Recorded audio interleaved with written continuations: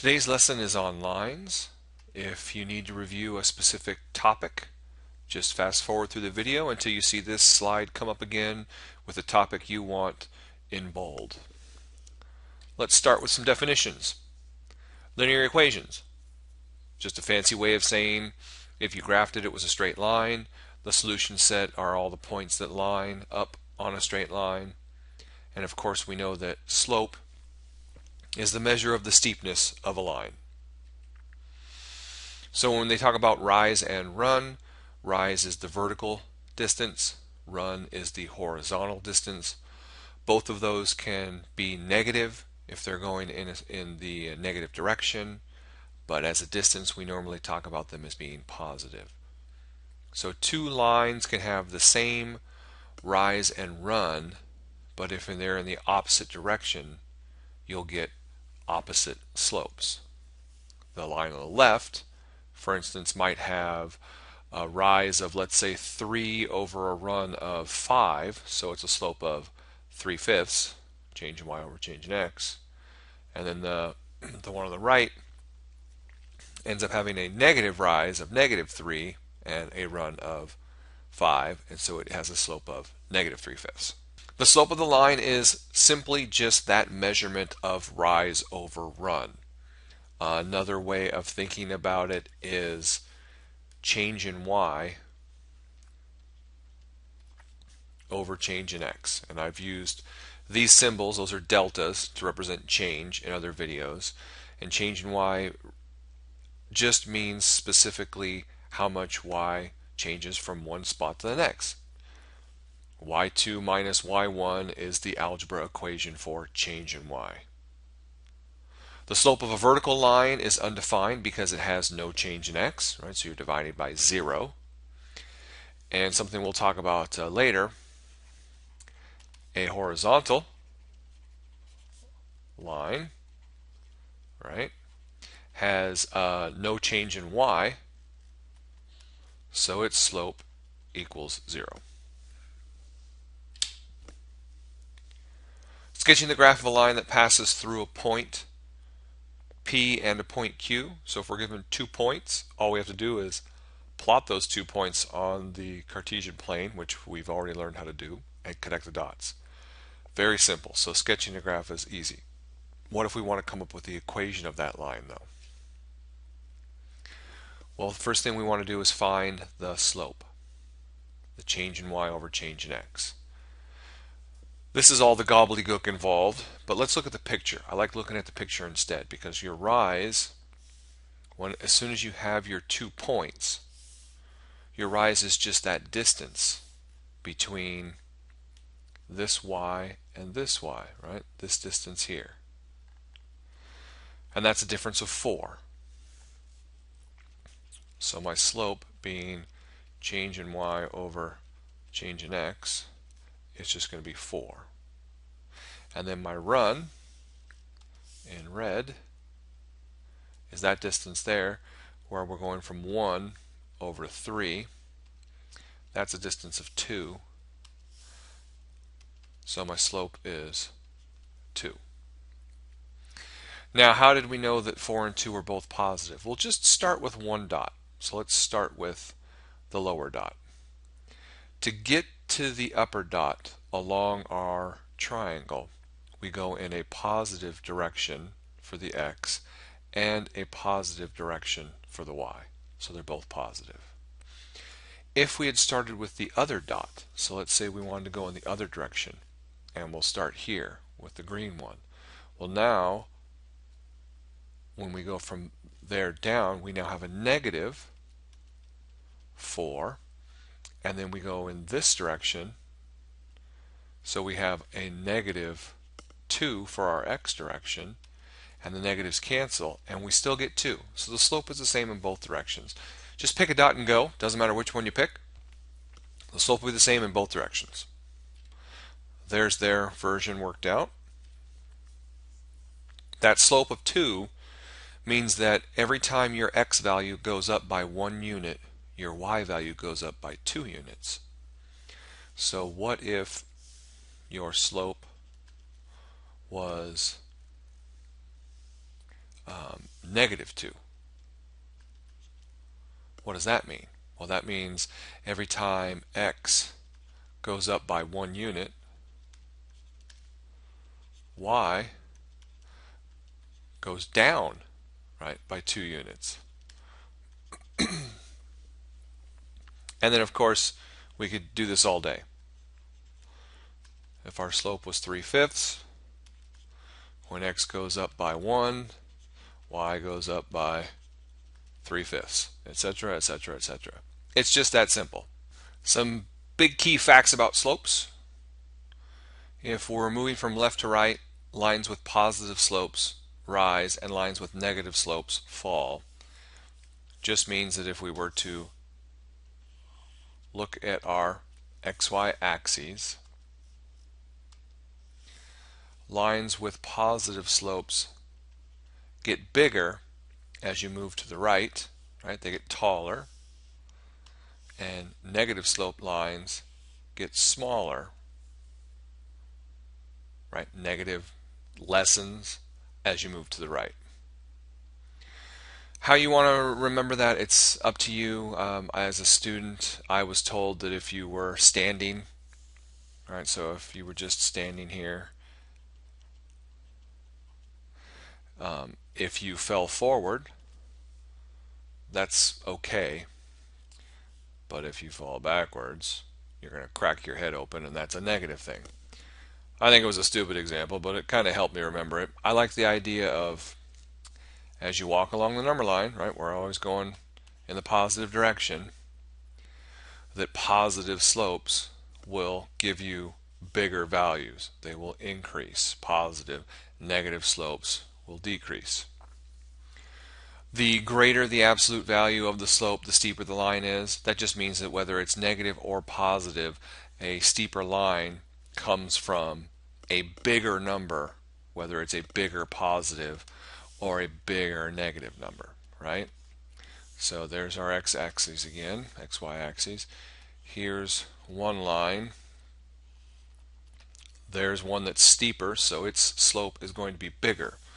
Even if we're dealing with negative lines, there's a negative slope, but that one is a steeper negative slope, right? So it's going to be a bigger negative number. So maybe this was -2, but this one was -5. As we said previously, a vertical line, the slope is undefined, and a horizontal line, the slope is 0. Just, don't say that a vertical line has no slope. The slope is undefined. It definitely has a slope, right? Trust me, if you tried to ski down that thing, you would realize very quickly that there is a slope. So it has a slope, it's just undefined. We numerically can't define it because it's being divided by 0. On to the point-slope form of an equation of a line. One of the lesser of the two forms, I think, as far as how often you'll see it, but probably the more applicable of the two forms. It comes in handy a lot. Now, I'm not a big fan of memorizing multiple equations, so really just pick one and go with it. They both work all the time, so whichever one seems to stick in your mind better, go with it. When I say the other one, this is the point-slope form. The other version is y equals mx plus b, and that's the slope-intercept form, right? This is slope-intercept.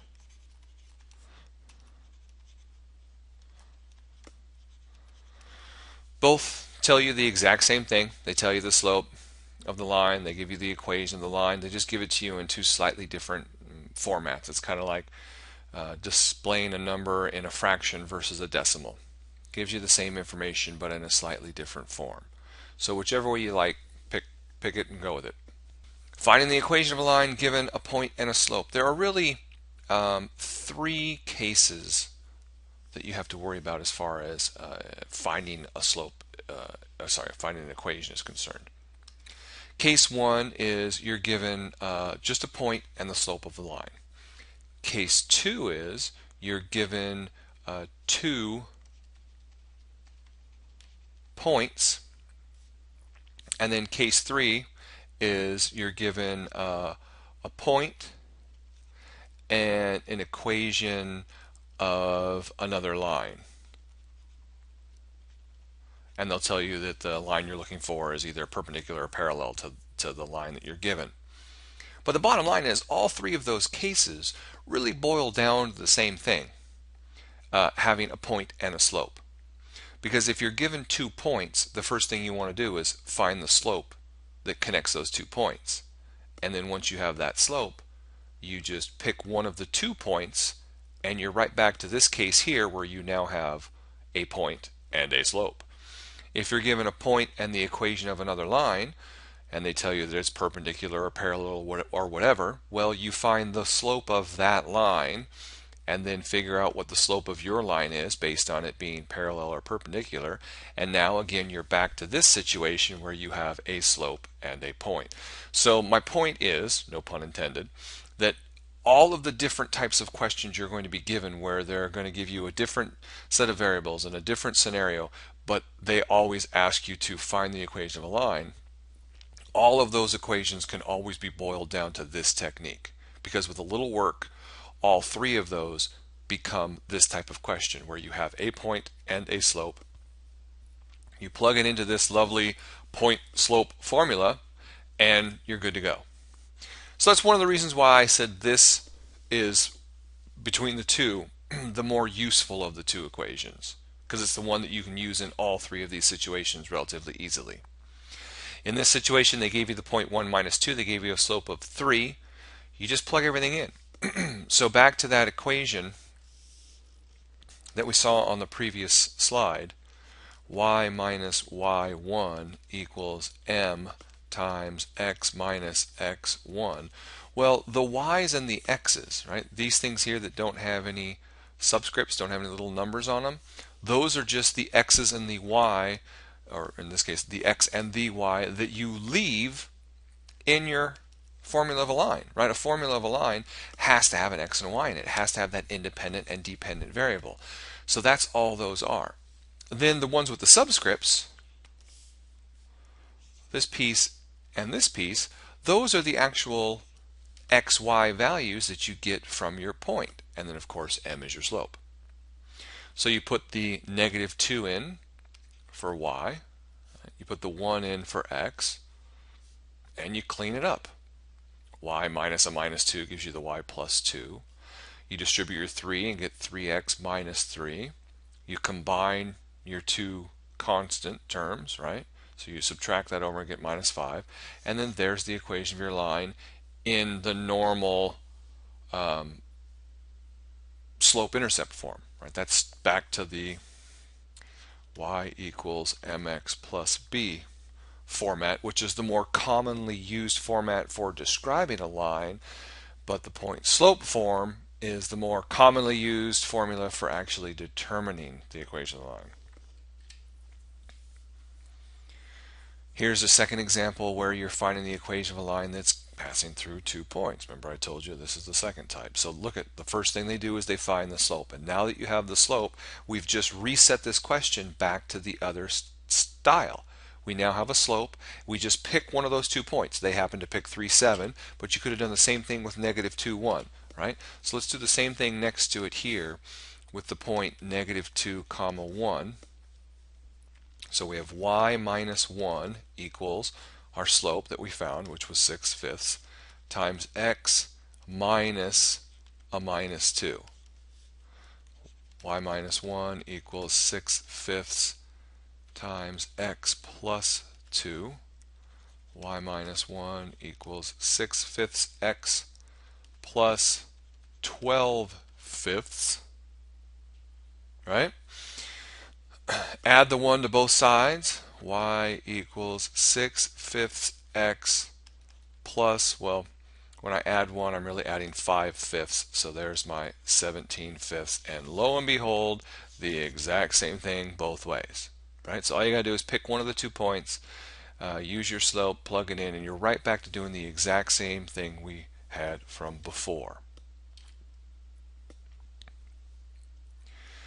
This is a kind of an odd situation. You don't see this a lot, but you could be given the equation, a slope and the y-intercept, and then they ask you to find the equation of a line. But if they give you the y-intercept, they've just given you a point. They just tried to hide it from you, because the y-intercept, remember, is just where the line, or any function, right, crosses the axis. So whatever it happens to be, these points here are my y-intercepts, where it crosses the y-axis. And what do all of those points have in common? They all have in common that x equals 0. So if they tell you the y-intercept is 3, they're really telling you that the point 0, 3 is on your line. If they tell you the y-intercept is negative 2, they're really telling you that 0, negative 2 is on your line. So when they give you a slope and a y-intercept, they have once again just given you a point and a slope, and you're back to the very first example. Slope-intercept form, the more commonly used form of describing a line. You can also use this every single time to find the equation of a line given all those other three different scenarios, but I still think the other formula is a little easier to work with. Graphing the line using the slope and y-intercept. Well, if they gave you the slope and the y-intercept, like we said before, they've really given you 2 points, and if they've given you 2 points, you graph the line by picking those 2 points. Now if they've given you slope and y-intercept, then you only have slope and 1 point, and now all you have to do is find another point by plugging something in. So they give you this equation. They tell you plot the y-intercept 0, 2. Yeah, okay, that's easy. And then start from the y-intercept and go up 2 and over 3. Yeah, you could do that, or you could just go, all right, x, y. If I let x equal 1, right, what's y going to be? Well, it's going to be 2 plus 2/3. 2 and 2/3. So I could try and plot those 2 points. Or I could be a little bit smarter about it and go, how about let x be 3? And then when x equals 3, 3 times this gives me 2. 2 plus 2 is 4. There's another point. So now I have the point 0, 2 and the point 3, 4.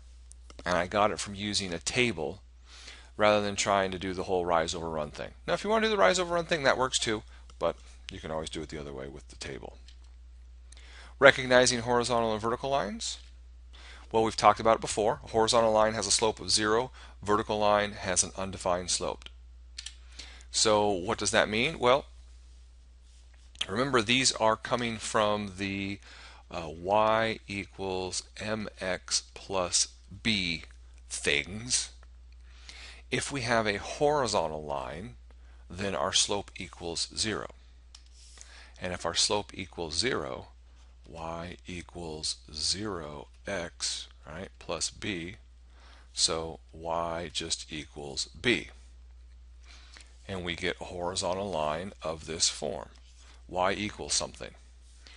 So a line down here, horizontal at negative 2, that's a slope of 0, and our b equals negative 2. It's just that simple. If we're looking at vertical lines, then what describes a vertical line? If I put another vertical line over here, how do we describe all the points on this line?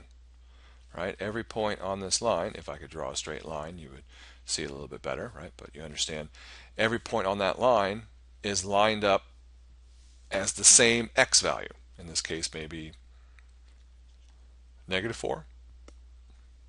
So that line would describe the set of all points where the ordered pair has negative 4 and something else. So this would be the line x equals negative 4. Vertical lines are always defined or described by what value x takes on, because everything on that line has the same x. Whereas our horizontal lines are described as y equals something because every point on that line is the same height, right? They all have the same y value. So that's how you can recognize horizontal and vertical lines. General form of the equation of a line. Not used a lot. It It's just an algebraic manipulation of y equals mx plus b. That's all it is. They just give them different letters. Right? So instead of y equals mx plus b, they call it y equals ax plus c. And the only reason why they do that is because they throw a b in front of here. Now if you move it around, you can see that we can get ax plus by plus c equals 0. Now I know you're thinking, hey, but if I move this over here, it's going to be a negative b. But remember, b is just an arbitrary letter for a constant. So we can, instead of calling it b, we could have started with negative b. And then now when we move it over, it's positive. In the normal equation of a line, our b just equals 1. Right? There's just an invisible 1 there. In fact, it technically equals -1, or you could think of these things being negative because then you move on. I mean, it's just a big pain in the butt, right? It's just another way of listing the same darn thing. I wouldn't bother with it, really. Here is the general form of a line, 3x minus 4y plus 12. So all we're doing is taking the y equals mx plus b format and working it backwards, or in this case, starting from here and working it forwards till it's in that form. The general form is really only useful later on when we're trying to solve systems of equations where we have two different lines and we want to figure out where they intersect, or we have two equations in 3 variables and we want to figure out what they, where they intersect, what they have in common. Then listing it in the general form is the best way to do it. But you don't need to know the whole A, B, and C junk. You just write everything kind of systematic. X's, then Y's, then constants, set it equal to 0, and go from there. So don't worry so much about memorizing the A, B, and C stuff. That's not going to help you at all. Graphing a linear equation using their intercepts. Well, if they give you the 2 intercepts, they've given you 2 points. So we're right back to our first example of just connecting the dot between 2 points. Here's an example with a word problem. We can figure out the height of a human male based on the length of their femur bone. It's not precise, that's why it says inferring, but it's pretty darn close. So we found out that the femur of good old Wild Bill Longley was measured to be between 45 and 46 centimeters. So we can estimate their height by using this formula where x, right, is the length in centimeters and h is the height of the adult male. Plug in 45 into that equation, you get 182. Plug in 46, you get 184.6. And so we can make a guess that their height is somewhere between those two values. If we convert them to inches, right, because they're in centimeters, we get somewhere between 71.7 and 72.7 inches, and 72 inches is roughly it's exactly 6 feet. So these are really close to basically 6 feet tall. Last but not least, equations of parallel and perpendicular lines. This is that last case where they might give you a parallel or perpendicular line and then ask you to find an equation of a line that's parallel or perpendicular to it at a certain point. So we need to know what it means to be parallel and perpendicular. It's very simple. If two lines are parallel, they have the exact same slopes. So that's what this whole m1 equals m2 junk is all about. It just means same slope. Right? So parallel lines have the same slope. Perpendicular lines have opposite reciprocals. So that's what this means. m1 times m2 equals -1. If I have my axes, right? Here's one line, and then here's a line that's perpendicular to it. And I know that's not drawn really well, but you get the idea. They form a right angle.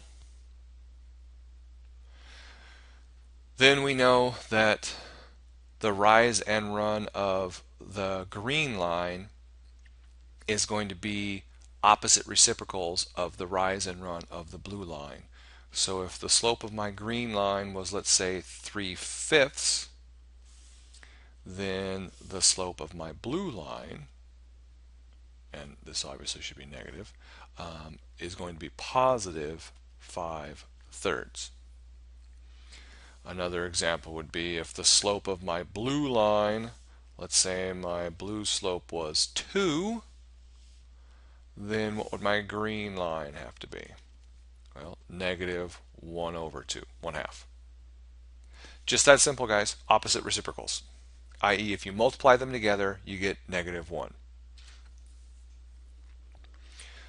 Finding equations of parallel and perpendicular lines, it really just all comes down to the first thing you got to do is know what your slope is. So in this example, they gave you the line in the general form, which is just a mean thing to do.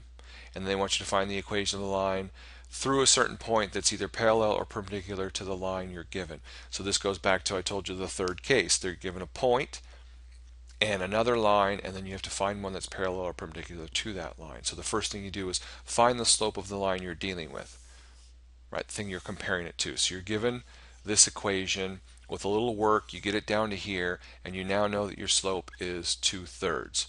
So if you're looking for a parallel line, and we normally use two lines like this to mean something is parallel, if you're looking for a parallel line, then your slope is just the same, 2/3. If you're looking for a perpendicular line, then the slope of the line you're looking for is going to be the opposite reciprocal, or -3/2. You now have a slope, you have a point, and you're right back to case one using point and slope and our point slope formula, right, of y minus y1 equals m times x minus x1. And you can now find the equation of both of those lines, both the parallel and perpendicular ones, because you have a slope and a point. This is how it's done. There are the two slopes that I just discussed. And lo and behold, there are the two point slope formulas, right? That's what these are. There's your y minus y1 equals m times x minus x1. And then here's the second version with a different m, right? Instead of 2/3, it's now -3/2. And then all they did was do a little simple math to put it in the general form. But couldn't we just as easily put it into the y equals mx plus b format? Yeah, it just depends on what they ask for. So those, all three cases, remember, all boil down to you need a point and you need slope, and you slap it into the point slope formula. So no matter what you're given, just do a little augmentation until you have a point and a slope. And that's it for lines.